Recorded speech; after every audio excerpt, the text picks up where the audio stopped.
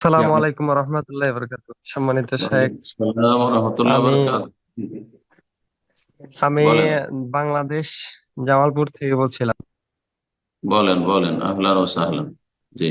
জি, আমার প্রশ্নটা হলো, বর্তমানে বাংলাদেশ প্রেক্ষাপটে আহ হুম। জামাত শিবিররা, মানে আমাদের আহলে হাদিসের অনেক সন্তানরা জামাত শিবিরে যোগ দিতেছে।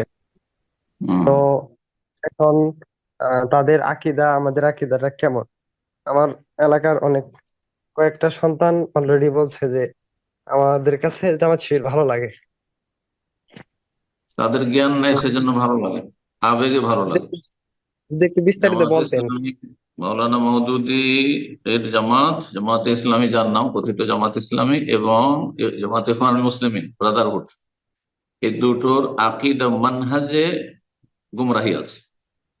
আকিদা মানহাজে সালাফি আকিদা মানহাজ, যার উপর রাসূলুল্লাহ সাহাবায়ে কেরামকে ছেড়ে গেছেন, তার সাথে ভিন্নতা আছে। তাদের কাছে একামতের দিন মানে রাষ্ট্রীয় ক্ষমতা, আমাদের কাছে একামতের দিন মানে ইসলামের যাবতীয় ফরজ ওয়াজিব, এবং সবচেয়ে বড় ফরজ হচ্ছে তাওহীদুল ইবাদা, আল্লাহর জন্য ইবাদতকে সুনির্দিষ্ট করা।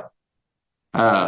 আর তাদের কাছে না, না, আল্লাহর সার্বভৌমত্ব, আল্লাহর হুকুম চলবে, সুতরাং আদালতে মানুষের হুকুম চলবে না, আল্লাহর হুকুম এইটাই সবচেয়ে বড় ইবাদত। মসজিদ শূন্য থাকা, এগুলি হচ্ছে আপনার ওই বড় ইবাদত। তাদের কাছে রাষ্ট্রীয় ক্ষমতা হচ্ছে বড় ইবাদত, ইবাদতে কুবরা। আর এগুলো ক্ষুদ্র ইবাদত, তাদের কাছে নামাজ, রোজা, হজ, যাকাত এগুলো হচ্ছে ক্ষুদ্র ইবাদত। নাউজুবিল্লাহ।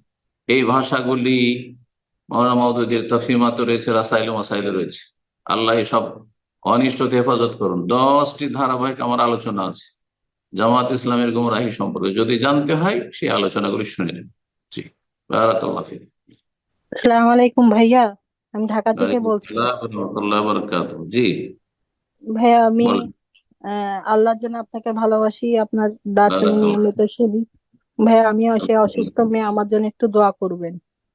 আল্লাহ শাফাকুমুল্লাহ, আমাকে আল্লাহ সুস্থ শিফা রাখুন। দান করুন। আল্লাহুম্মা শফি মারদানা মারদাল মুসলিমিন।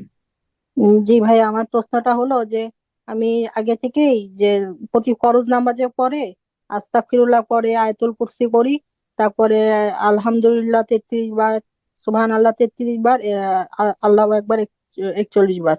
তো এটা আমি রেগুলার নিয়মিত করছি, তো এটা কি আমার বেদাত হচ্ছে? আমি সঠিক আছি? ফরজ এটাই জানতে নামাজের পরে চাচ্ছি। না সুন্নতের পরে? না, ফরজ নামাজের পর, প্রতি ওয়াক্তের ফরজ নামাজের পর।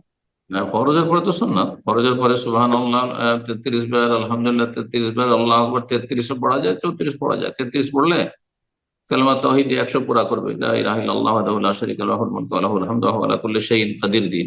যে ঠিক সুন্নাত। জি, সব ঠিক আছে ইনশাআল্লাহ।